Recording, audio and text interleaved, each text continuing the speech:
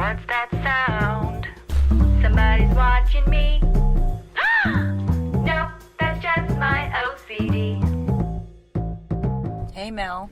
Hey Ray. Hey listeners. You're listening to our first tea time on Obsessive Compulsive Divas. OCDivas.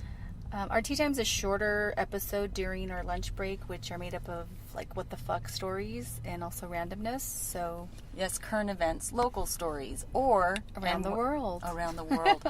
And when we have our listeners who want to participate, give us their tea to spill. And since this is our lunch break, if you listen very carefully, you might hear my stomach growling. So here we go. Who's going to go first today? You can go ahead since I went last time. Okay. OCD. Okay. We have one of these recording mics, so it's going to sound a little differently than our regular episode. We have one that kind of it's cute. It's small and you can put it in your purse. It's the Zoom H1 handy recorder. Yes. So it was in her purse and she pulled it out and now we're recording with it. This story that I found is local. And the title of it is Two Relatives Arrested on Suspicion of Trafficking 17-year-old Girl as a Prostitute from Ontario Motel. So this is like... Is that Ontario, California or Ontario, Canada? Ontario, California. So I guess we can kind of triangulate to people where we're located. So yes, everybody, we live in California. So this is pretty close to where we work, but we're not going to tell you that part. This was actually posted last Friday, November 30th. Today is Monday, November 3rd. Let's see how fast this tea time is. Today's not November 3rd. Today's December 3rd. December, thank you. Thank you for that. Yeah, so we'll see how fast we get this one out. It'll probably be quicker, I think. Yes. Okay, so investigation into an online posting advertising an underage girl for prostitution led authorities to arrest two Highland, California women accused of trafficking her. The ad led, right? You know what? I saw the pictures of the women. Yeah. They were kind of scary. They were just, oh my God, I know. I was like, well, they can't do it themselves anymore. Now they're recruiting. Horrible. The ad led detectives to believe the 17-year-old was being trafficked from the Best Ontario Inn, which is about 20 to 30 minutes from where we are.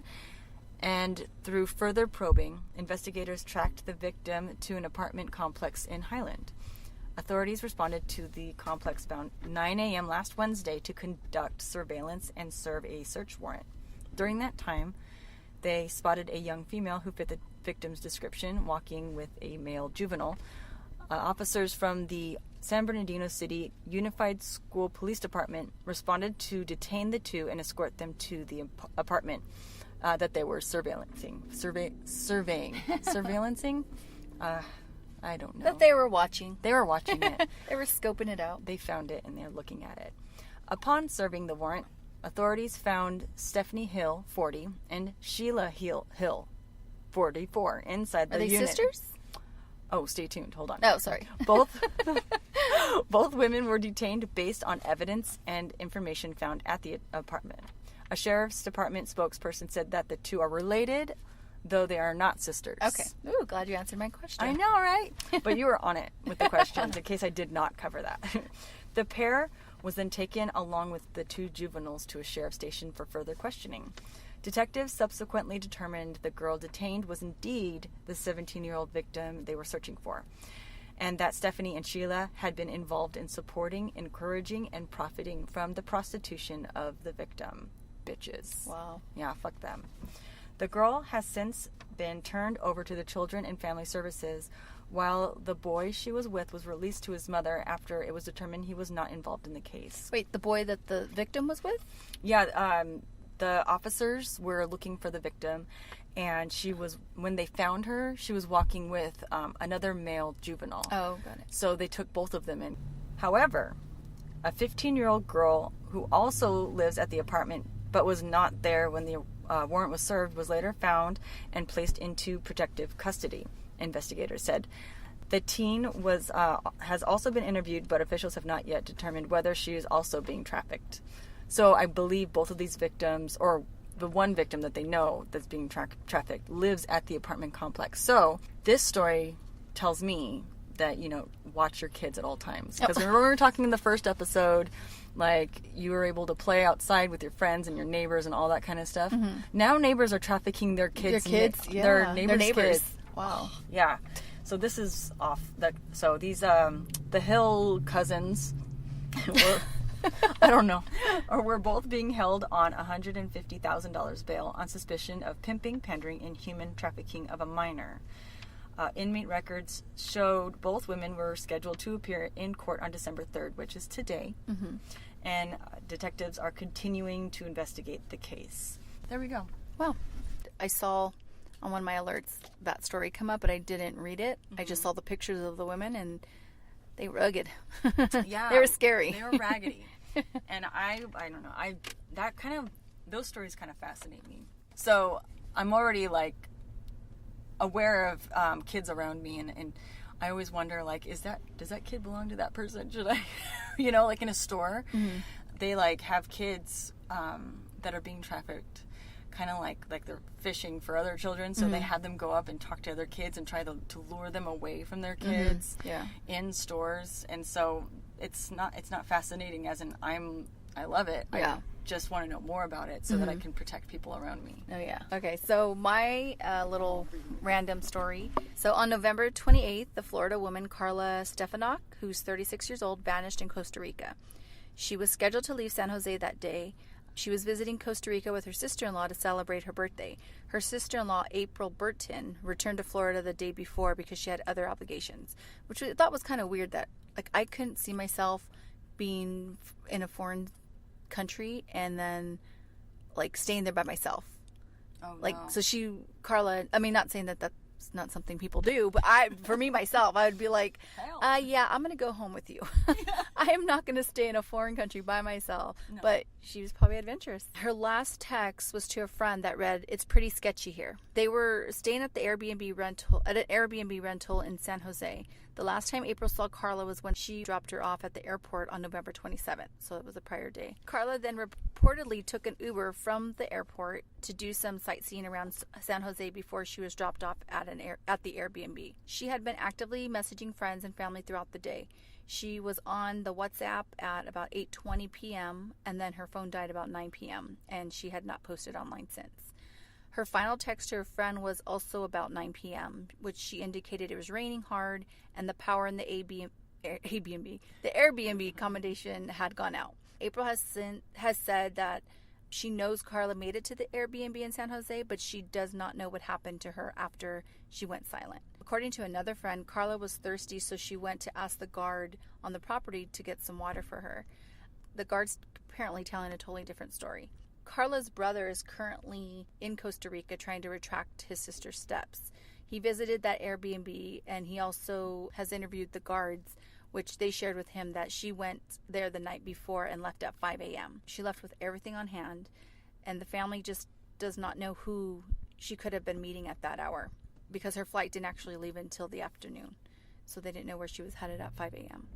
Family and friends texted Carla for her birthday, which was November 28th, but they received no response. She had a flight scheduled for the following day, which was on the 29th, for which she had checked in and scheduled her Uber already. But her family later learned she never boarded the flight home.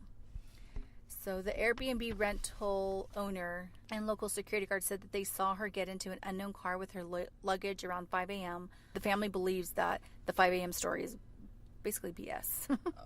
According to the person that owns the Airbnb? Well, according to the Airbnb person, they saw her get into the car at 5 a.m., but her family just think that story it just doesn't make sense with all the other stuff I guess they have. Okay. So they're not believing that story that the local authorities are telling them. Oh, okay. The family created a Facebook page called Finding Carla, and her family made statements saying, "We know she was abducted. There's no reason for her not to contact anybody." They stated that officials will not pursue the matter because she appeared to be rational at the time of her disappearance and got into the taxi on her own free will. What the fuck? Like, when I read that, I was like, but that doesn't mean that the Uber driver didn't do something to her. Yeah, or that when she got to point B, that someone there didn't do something to her. So I just don't understand why they just think, because she got into a car willingly that, we don't have to investigate this. Like, it doesn't make sense. Where is this at again? This is happening in Costa Rica. Oh my gosh. Oh, so the Costa Rican police The officials. And this is all based on eyewitness testimony. So they should, we all know that. They should be investigating regardless. Yeah, so she's one of 4 siblings. She was described as an upbeat and social kind of person who would have been checking all of her birthday messages posted on social media. So she never got back to anyone online on the birthday wishes, which is one more thing why her family believes she was abducted. So, and now this story has been reported information since November 28th until today. Okay. Yeah. I mean, that was basically our current event, and I'm interested to see how that one unfolds. Yeah, I'm actually going to keep up on this. And I started following Finding Carla on Facebook so that I can just get updates on what's going on. You know, I always hope for the best, obviously. But historically, you know, or based on other things that have happened, it's usually not that great. The outcome, you mean? Yeah. Yeah, and especially because she's not in the U.S., so it's just a different type of investigation, I'm sure, over there. Which obviously, and obviously they're not even conducting one, so no, they don't seem to be too worried about it, which kind of seems fishy. Somebody said, "Oh, she got in a taxi." They said, "Oh, well, then wherever they drove her, she's there." Yeah. Okay, so that was our first tea time. Let's get comfy. This episode of tea is going to be a little bit shorter than the rest because what our idea for this segment is to incorporate our listener stories. Basically, if you want to participate, think to yourself, hey, is my husband acting stupid? Do I want to murder my coworker? Why are my kids beating each other up? What the fuck? It's not a crime. That's not a crime. It feels like it at the time when they're screaming bloody murder. Those little shits. Well, what we're going to do is we want to help you not commit murder. So we're going to let you vent. Yes. We're going to use our neurotic tendencies, and we are going to pick that shit apart and convince you to put that knife down and give a hug, you know? Give some understanding. We will be your rock, and we will be your mouthpiece that you can use to just, you know, get all that. We'll spill that tea all over this place. We'll have some laughs. And you'll look back on it and you'll say, I'm really happy I didn't kill anybody. I'm really happy for my freedom. I'm really happy. So if you want to participate, please get on that computer. Think of that thing that's really just eating at you. Type it out and send it to ocdivas.podcast@gmail.com. And while you're sending that email, don't forget to rate, review, and subscribe to keep these divas alive. Hey! A quick update to our December 3rd tea time. Today is December 4th. After we last recorded, a body was found in Costa Rica near the Airbnb house where Carla Stefanak was staying. The family of Carla posted this morning that they were on their way to see if they could identify the body to be that of Carla's. About 4:30 p.m. Costa Rica time, the family posted on the Facebook page that they were told by Costa Rica officials that they could not see the body just yet. The family was not given a reason as to why they were being delayed. About 11:30 p.m., it was confirmed by Carla's father that the body found was that of Carla Stefanak. This story gets sketchier and sketchier. I will definitely have a follow-up to this story at a later tea time.